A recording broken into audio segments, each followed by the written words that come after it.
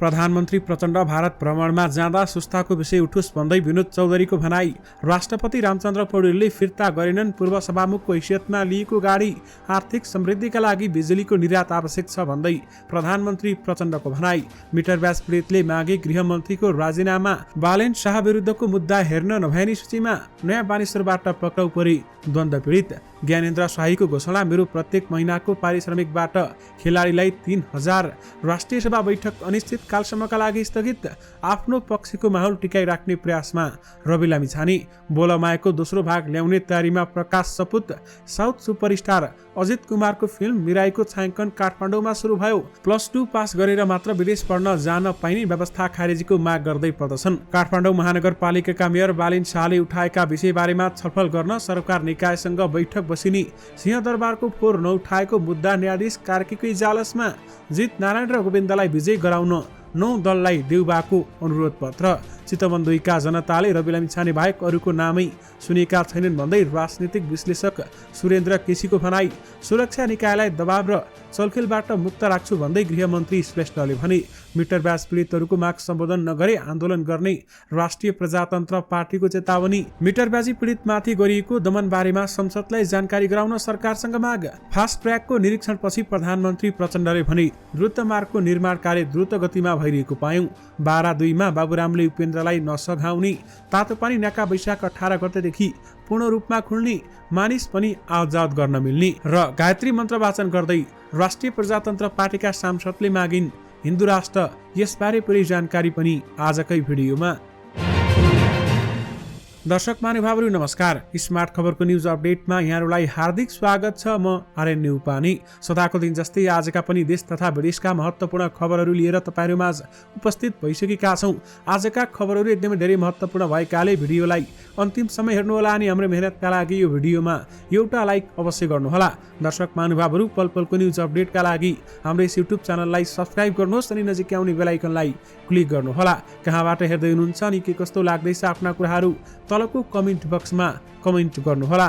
आउनुहोस् दर्शक महानुभावहरू आजका मुख्य समाचार अथवा देश तथा विदेशका महत्त्वपूर्ण खबरहरू सुरु गरौं ज्ञानेन्द्र शाहीको प्रसङ्गबाट।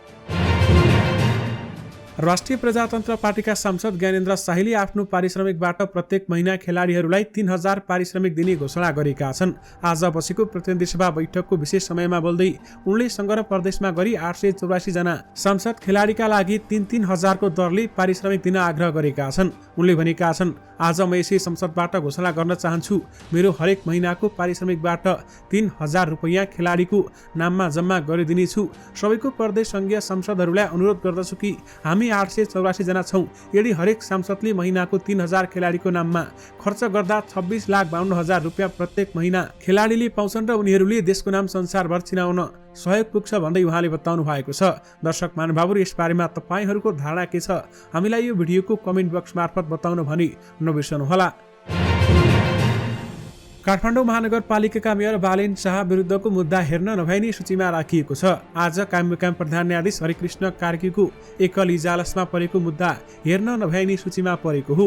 मुलुकको प्रमुख प्रशासनिक केन्द्र सिंहदरबार र राष्ट्रपति कार्यालय शीतल निवासको फोहोर नउठाएको भन्दै काठमाडौँ महानगरपालिकाका मेयर बालेन शाह विरुद्ध सर्वोच्च अदालतमा रिट परेको थियो। अधिवक्ता पदम श्रेष्ठले काठमाडौँ महानगरपालिकाले कानुन विपरीत फोहोर सङ्कलन नगरेको उल्लेख गर्दै तत्काल फोहोर सङ्कलन गरी ल्यान्डफिल साइटमा लैजान, नियमित फोहोर सङ्कलन गर्न र विसर्जन गर्नुपर्ने लगायतका माग सहित सोमबार सर्वोच्च अदालतमा रिट दायर गरेका थिए। विशेष गरी बालेन शाह विरुद्धको मुद्दा हेर्न नभएनीको सूचीमा परेको छ। मिटर ब्याज पीडितले उप प्रधानमन्त्री तथा गृहमन्त्री नारायण काजी श्रेष्ठको राजीनामा माग गर्दै प्रदर्शन गरेका छन्। सोमबार शान्ति बाटिकामा प्रहरीको लाठी प्रहारबाट मिटर ब्याज पीडितहरू घाइते भएका थिए भने कतिपय पक्राउ परेका थिए। आज दिउँसो मिटर ब्याज पीडितले उप प्रधानमन्त्री तथा गृहमन्त्री श्रेष्ठ विरुद्ध नाराबाजी गर्दै माइती घरमा प्रदर्शन गरेका हुन्। आफूहरूको माग सम्बोधन गर्नुको साटो श्रेष्ठले प्रहरी लगाएर दमन गरेको उनीहरूले बताएका छन्। सिंहदरबार बाहिर प्रदर्शन गर्ने तयारीमा रहेका मिटर ब्याज पीडितलाई सोमबार प्रहरीले शान्ति बाटिकामा नै रोकेको थियो। त्यस क्रममा मिटर ब्याज पीडितलाई रोक्न प्रहरीले लाठीचार्ज र पानीको फोहरा समेत प्रयोग गरेको थियो। मिटर ब्याज विरुद्ध किसान मजदुर संघर्ष समितिका संयोजक अवधेश कुशवाहाले सरकार आफूहरूको समस्या समाधान गर्ने भन्दा पनि दमन गर्ने उद्धित देखिएको बताएका छन् र माग पूरा नभएसम्म आन्दोलन जारी राख्ने उहाँले बताउनु भएको छ। सरकारले मिटर ब्याज पीडितहरूसँगको एक समूहसँग 18 चैतमा 5 बुँदे सहमति समेत गरेको थियो। विशेष गरी मिटरब्यास पीडितले गृहमन्त्रीको राजीनामा माग गरेका छन्। राजनीतिक विश्लेषक डाक्टर सुरेन्द्र केसीले चितवन 2 मा जनताले आगामी उपनिर्वाचनमा राष्ट्रिय स्वतन्त्र पार्टीका उम्मेद्वार रवि लामिछाने बाहेक अरूको नाम पनि सुन्न नचाहेको खुलासा गरेका छन्। प्राइम टाइम्सको टेलिभिजनको जनता जान्न चाहन्छन् कार्यक्रममा पत्रकार ऋषि धमलासँग संवाद गर्दै उनले पुराना दललाई दण्डित गर्नका लागि मतदाताले रवि लामिछाने भन्दा अन्य उम्मेद्वारको नाम नै सुन्न नचाहेको बताएका छन्। चितवन 2 मा रवि लामिछाने बाहेक अरू उम्मेद्वारको त मैले नाम पनि सुनेको छैन। चितवनका जनता रवि लामिछाने भन्दा अरूको कुरै सुन्न चाहँदैनन्। यसको कारण पुराना दलसँग मान्छे रिसाएका छन्। परिवारवाद, नातावाद, स्वास्नीवाद नालायकको अनुहार हेर्दै रिस उठ्ने त्यो क्रोध मतदाताले त्यहाँ लगेर खनाएका छन् भन्दै डाक्टर केसीले बताउनुभयो। राष्ट्रिय स्वतन्त्र पार्टीका उम्मेद्वार लामिछानेको मत घट्ने आकलन गरी पनि त्यसको विपरीत परिणाम आउने उनको दाबी छ। रासपाको जनमत घट्नुपर्ने तर मान्छेहरू पहिलेको भन्दा बढ्छ भन्छन्। कारण रवि लामिछाने पनि अनेक प्रकरणमा जोडिए। चितवनका जनतालाई नयाँ पार्टी र नयाँ अनुहार होइन, यिनीहरू दण्डित हुनुपर्ने भन्ने हो भन्दै उहाँले बताउनु भएको छ। उपप्रधान तथा गृहमन्त्री नारायण काजी श्रेष्ठले सुरक्षा निकायलाई दबाव र चलखेलबाट मुक्त गर्नुपर्ने बताएका छन्। आज गृह मन्त्रालयमा आयोजित पत्रकार सम्मेलनमा मन्त्री श्रेष्ठले सुरक्षा निकायलाई शक्ति केन्द्र र राजनीतिक दबावबाट मुक्त राख्ने बताएका हुन्। उनले अगाडि भनेका छन्, अबाधित चलखेलबाट मुक्त राखिन्छ। सुरक्षा निकाय हाम्रो गौरव हुनुपर्ने भन्दै उनले सुरक्षा निकायमा निष्पक्षता कायम गर्ने बताए। सुरक्षा निकायमा काम गर्ने साथीहरूको मनोबल गिर्यो। म माथि निष्पक्ष व्यवहार भएन भन्न पर्यो भने मनोबल उठ्दैन। उपप्रधानमन्त्री तथा गृहमन्त्री रवि लामिछानेले भने त्यसकारण सिस्टम स्थापित गर्ने र निष्पक्षताका आधारमा पदस्थापन बढुवा र सरुवा गरिन्छ। उनले गृह प्रशासनमा बिचौलियाको भूमिकालाई शून्यमा झार्ने पनि उद्घोष गरेका छन्। श्रेष्ठले गृह प्रशासन र प्रहरीमा यसअघि रहेको धारणा नै परिवर्तन गर्न आवश्यक रहेको बताएका छन्। ठुला बडा सम्पन्न धनीमानी पहुँच भएका शक्ति केन्द्रमा जान सक्नेको कुरा सुन्ने, उनीहरूले भेटघाट गर्न पाउने तर सर्वसाधारणले भेटघाट गर्न नै नपाउने एप्रोच नै चेन्ज गर्नुपर्छ भन्दै उहाँले बताउनु भएको छ।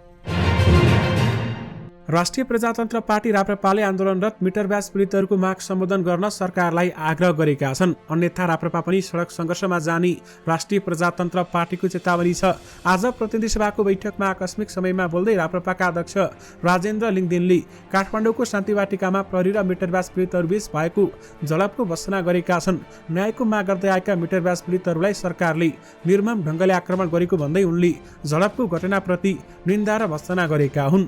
अध्यक्ष लिङदेन चेतावनी दिँदै भने सरकारले मिटरब्यास पीडितहरू र तराईमा आन्दोलनरत हरबा चरवाहरूको मागलाई सम्बोधन गरोस्, अन्यथा जिम्मेवार राजनीतिक पार्टीको नाताले राप्रपा उनीहरूको साथमा सडक सङ्घर्षमा जाने समेत घोषणा गर्न चाहन्छु। गरिब र सर्वहारा वर्गको अधिनायकत्व स्थापना गर्ने सपना देखाएको पार्टी नेकपा माओवादी केन्द्र र उसको नेतृत्व प्रधानमन्त्री भएका बेलामा गरिब र निमुखाहरूमाथि बर्बर आक्रमण हुनु दुःखद रहेको उनले बताएका छन्। प्रधानमन्त्री पुष्पकमल दाहाल प्रचण्डले काठमाडौँ निजगढ द्रुतमार्गको निर्माण कार्य द्रुत गतिले अगाडि बढिरहेको बताएका छन्। काठमाडौँ निजगढ द्रुत मार्गको निरीक्षणपछि हामीसँग कुराकानीमा प्रधानमन्त्री प्रचण्डले काम राम्रै भएको महसुस गरेको बताएका छन्। उनले भनेका छन्, हामी निरीक्षणमा आएका छौँ, प्रत्यक्ष हेर्दा काम राम्रै भएको महसुस गर्यौँ। टनेलभित्र गएर पनि हेर्यौँ, ठुला टनेलहरू बन्दैछन्। हिजो मात्र काठमाडौँमा ब्रिफिङ भएको थियो।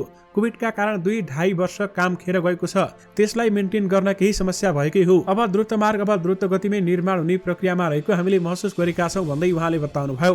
द्रुत मार्गसँग सम्बन्धित कतिपय निर्णयहरू आज बस्ने मन्त्री परिषदको बैठकबाट निर्णय हुने प्रधानमन्त्री प्रचण्डले बताए। उनले द्रुत मार्गका निम्ति जरुरी पर्ने बेलामा ऐलानी जग्गासँग सम्बन्धित र अन्य कुरामा निर्णय गरेर सरकारले सहजीकरण गर्ने समेत बताउनु भएको छ।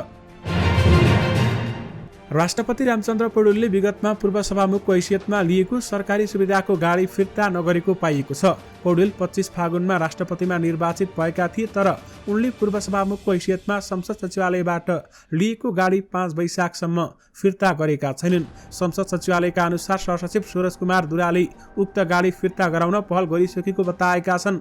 हामीले पहल गरिरहेका छौँ, हामीलाई गाडीको अभाव छ भनेर मागिरहेका छौँ, तर के कारणले गर्दा ढिलो गर्नुभयो थाहा छैन भन्दै उनले भने संघीय संसदका पदाधिकारी तथा सदस्यहरूको पारिश्रमिक र सुविधा सम्बन्धी ऐनमा सवारी साधन तथा इन्धन सुविधा सम्बन्धी व्यवस्था छ।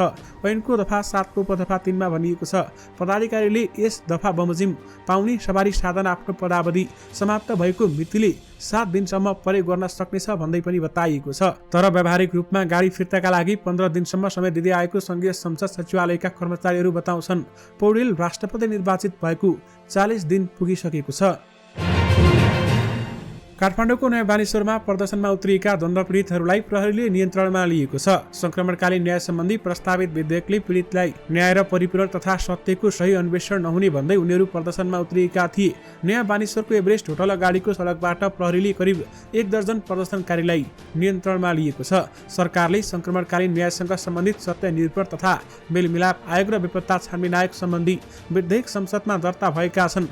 ती विधेयकमा पीडकलाई उन्मुक्ति दिने व्यवस्था समेत राखिएको भन्दै त्यसलाई संशोधन गर्न पीडितहरूले माग गर्दै आएका छन्। विभिन्न नारा लेखिएका ब्यानर र प्लेकार्ड सहित प्रदर्शनमा उत्रिएकाहरूलाई रोक्न प्रहरीले सडकमा बार लगाएको थियो। त्यसलाई पन्छाएर अगाडि बढ्न खोजेपछि प्रहरीसँग केही बेर ठेलमेल भएको थियो। निषेधित क्षेत्रलाई तोकेर अगाडि बढ्न खोजेपछि प्रहरीले प्रदर्शनकारीलाई नियन्त्रणमा लिएको छ।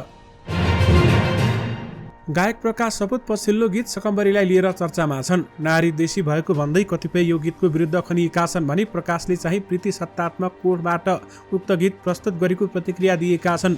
जे होस्, यी दुई मतबीच सकम्बरी रिलिजको 5 दिनदेखि युट्युबको ट्रेन्डिङको शीर्ष स्थानमा छ। यो चर्चा र विवादको बीचमा गायक सपुतका फ्यानलाई नयाँ खबर छ। सपुतले आफ्नो अघिल्लो हिट गीत बोलमायाको दोस्रो श्रृङ्खला ल्याउने भएका छन्। 4 वर्ष अघि सार्वजनिक गीतको अन्त्यमा पनि सपुतले बोलमायाको दोस्रो श्रृङ्खला ल्याउने घोषणा गरेका थिए। प्रकाश निकट स्रोतका अनुसार जेठदेखि नयाँ श्रृङ्खलाको काम सुरु हुने भएको छ। पहिलेकै कथालाई निरन्तरता दिने गरी गीतको निर्माण सुरु हुने जानकारी प्राप्त छ। साथै यस वर्ष प्रकाशले आफूले फिल्म निर्माणको पनि तयारी गरेका छन्। उनले फिल्म निर्माण तथा निर्देशन गर्ने खबर यसअघि नै बाहिरिएको छ।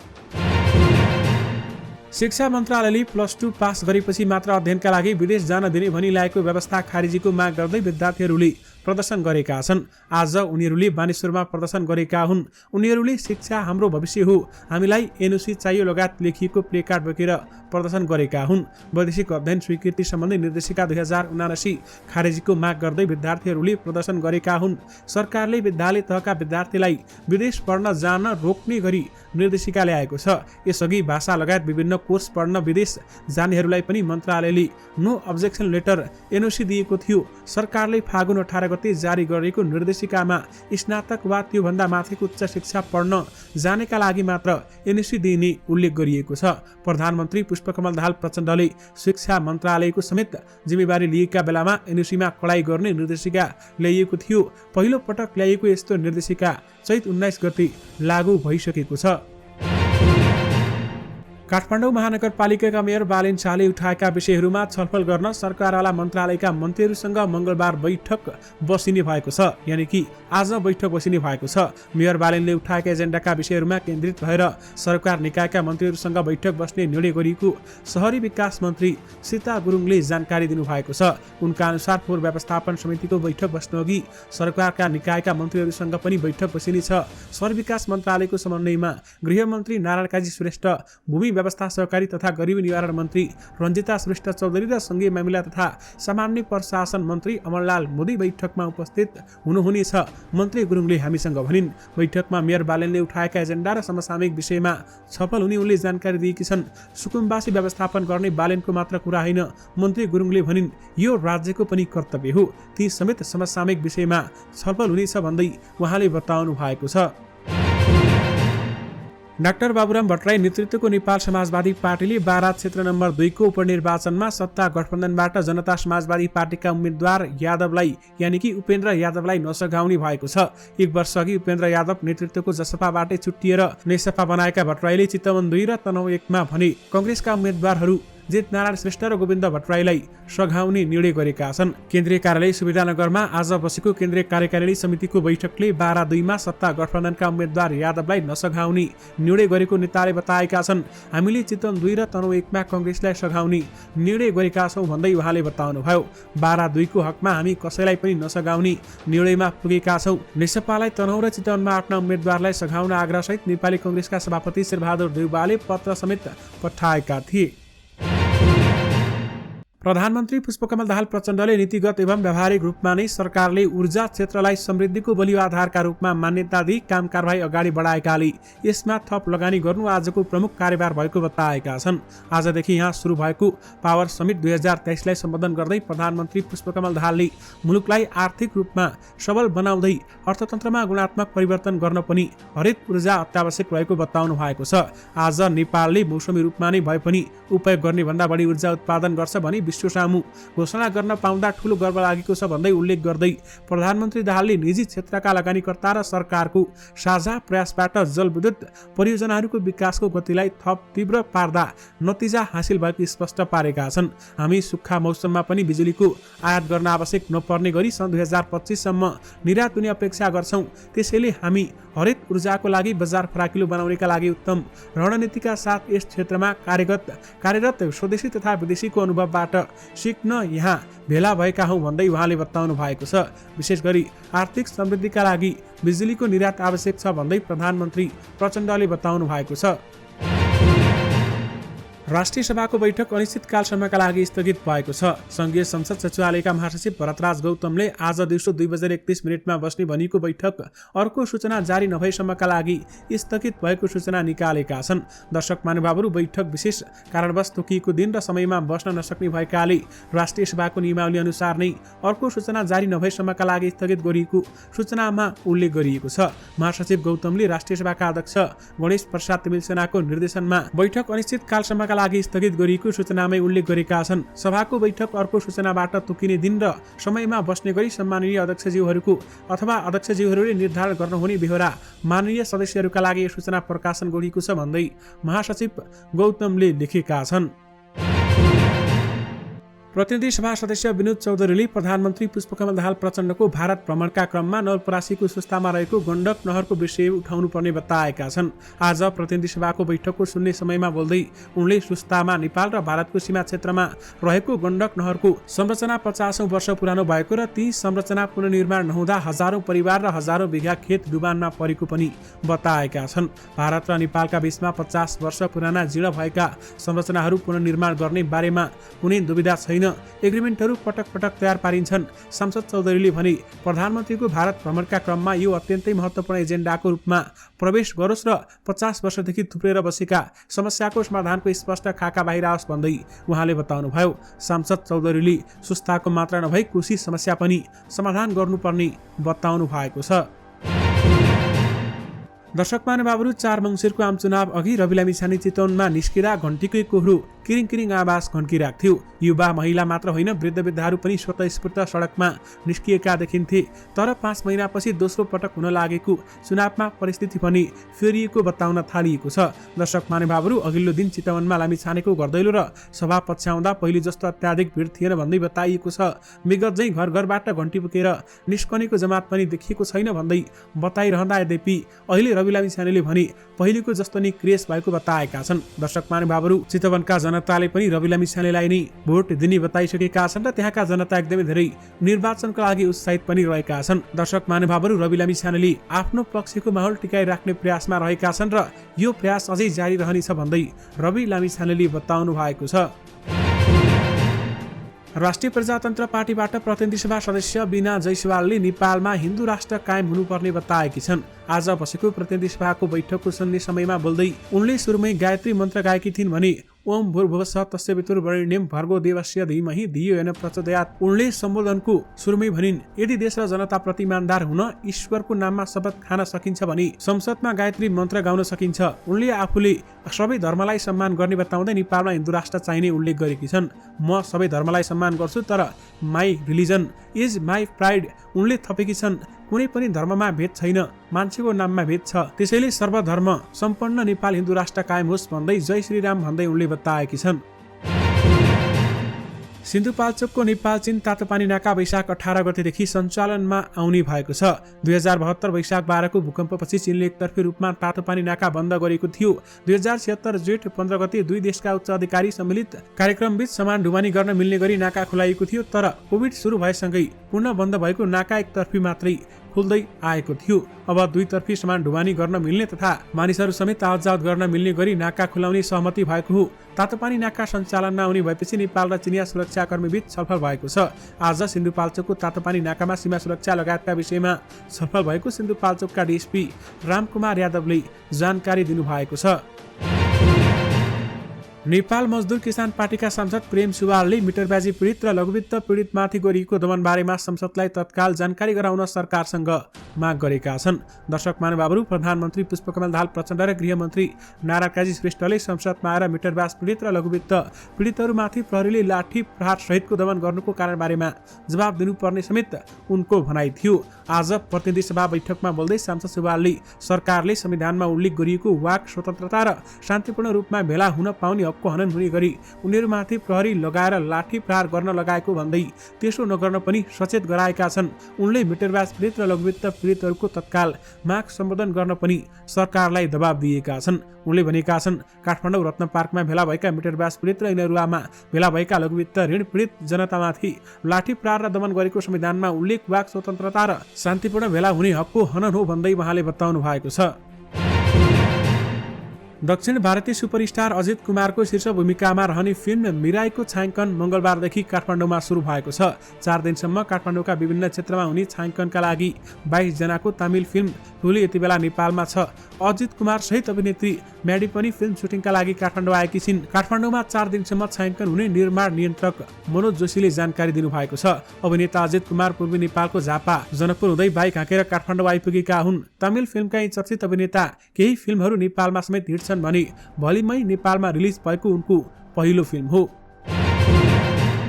नेपाली कांग्रेसका सभापति शेरबहादुर देउवाले वैशाख 10 गते उपनिर्वाचन हुने तनहुँ 1 र चितवन 2 मा कांग्रेसका उम्मेद्वारलाई विजय गराउन सत्ता गठबन्धन सम्बद्ध 9 दल अनुरोध पत्र पठाएका छन्। वैशाख 3 मा शेरबहादुर देउवाले नेकपा माओवादी केन्द्र, जनता समाजवादी पार्टी, एकीकृत समाजवादी पार्टी, जनमत पार्टी, लोकतान्त्रिक समाजवादी पार्टी, नागरिक उन्मुक्ति पार्टी, राष्ट्रिय जनमोर्चा, नेपाल समाजवादी पार्टी र जाम जनता पार्टीका अध्यक्षलाई अनुरोध पत्र समेत पठाएका हुन्। उपनिर्वाचनमा सत्ता गठबन्धनबाट दलबाट तनहुँ 1 मा कांग्रेसका उम्मेद्वार गोविन्द भट्टराई र चितवन 2 मा जित नारायण श्रेष्ठ उम्मेद्वार रहेका छन्।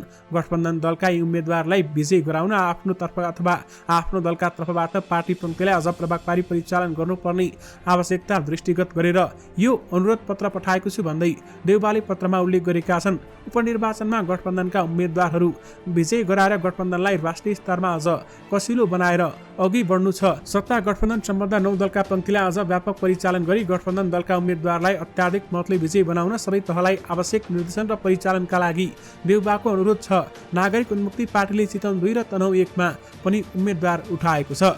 दर्शक महानुभावहरू, यससँगै तपाईहरुमाझ आजका सबै मुख्य समाचारहरू राखिसकेका छौं। फेरि पनि तपाईहरुमाझ नयाँ मुख्य समाचारहरूको साथमा उपस्थित हुने नै छौं। अहिलेलाई भने मलाई बिदा दिनुहोस्। नमस्कार।